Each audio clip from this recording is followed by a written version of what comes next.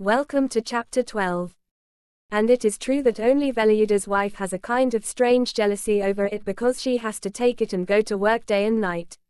A subtle hatred was forming in her for this elephant which had passed a year without getting any food and was feeding her family for no reason. They know that this is a challenge to their power of attraction. Among those, a life like an elephant, that too if a woman wears Velayudan. When summer comes, hundreds of different kinds of creeps, lusts, hatreds and rivalries arise for humans in Sakumadijir. To Velayuda's wife's rousing words, her innermost feelings and lusts are nothing but a summer riddle, dust. It could be because of the still nights.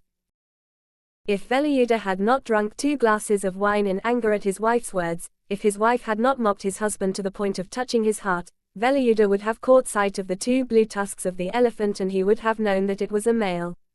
Didn't even know it came. Under a white baruga tree in the corner of Krishna Gowda's garden fence, Nagaraja was sitting alone holding a cow in a strategic position. The Gandhi he was sitting on was a very famous Shikari Gandhi.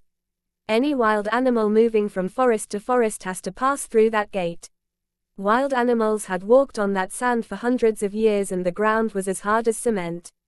Perhaps hundreds of years ago, this forest spread from Mudumalai in Tamil Nadu to Maharashtra must have been the highway that wild animals made to migrate across the Sahyadri forests. This path, recorded in the subconscious consciousness of wild animals, is now surrounded by 108 obstacles like gardens and fields. So can they change these maps recorded on their walls? Even now extinct wild animals roam the same path. Even though an elephant is so big, it can move like the wind without giving a hint, so many times in Nagaraja's service, he was sitting with a close eye, so he was confident that this is a domesticated elephant, but it is not as delicate as a wild one. There was a sudden noise on the way. A startled Nagaraja Kavi was looking up and Ramapur was running with Kavi in the dark. The person who came said, "The elephant has crossed the fence, sir." Reggie went to Nagaraj and said, "What are you waiting for, ass? What made you want to shoot?" Shouted. "Should you have let it go?"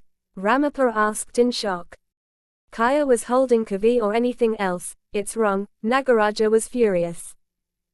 Ramapur, Awakada. He did not know that Nagaraja had decided to kill the elephant. He assumed that they had come to find out whether this elephant was the cause or not, holding Kavi in their hands just for self-defense.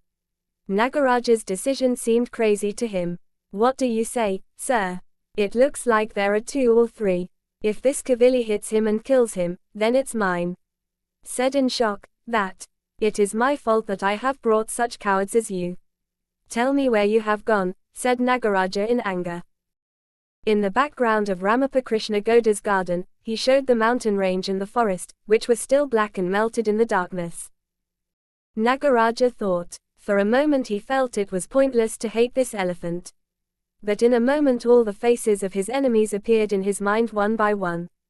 Nagaraja got angry again. The guard who said that he would also come, said to Ramapur, "I will come and you are here." He grabbed the cow and ran towards the direction he pointed and disappeared in the dark in front of Ramapur's eyes. That was the last time Ramapur saw Nagaraja. Chapter 13 will be continued.